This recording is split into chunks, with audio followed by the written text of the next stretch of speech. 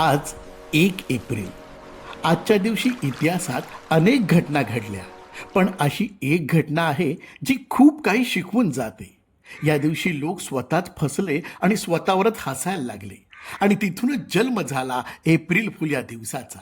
हा एपिसोड पाहायचा असेल तर व्हॉइस ऑफ टाइमला नक्की follow करा. व्हॉइस ऑफ टाइम, जिथं इतिहास बोलतो.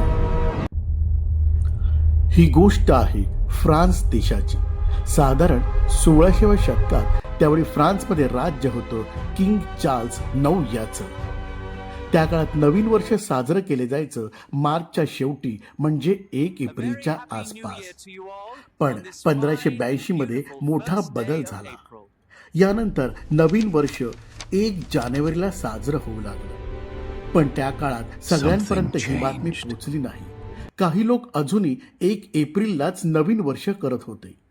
लोकांना त्यांची मजा घ्यायला सुरुवात केली. त्यांनी खोट्या गोष्टी सांगितल्या आणि प्रँक केलं, आणि हळूहळू लोक ओळखले जाऊ लागले एप्रिल फूल म्हणून.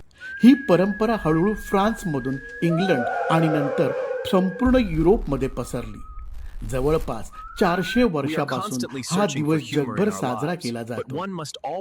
त्या दिवशी लोक फसले, पण आजही आपण कळत नकळत कितीतरी वेळा फसतो आणि शेवटी स्वतःवरच हसतो. इतिहासात अजून काहीतरी कथा, भावना आणि रहस्य लपलेल्या आहेत. हे जाणून घ्यायचं असेल तर व्हॉइस ऑफ टाइमला नक्की फॉलो करा. कारण इथे इतिहास फक्त सांगितला जात नाही, तर तो जिवंत केला जातो. व्हॉइस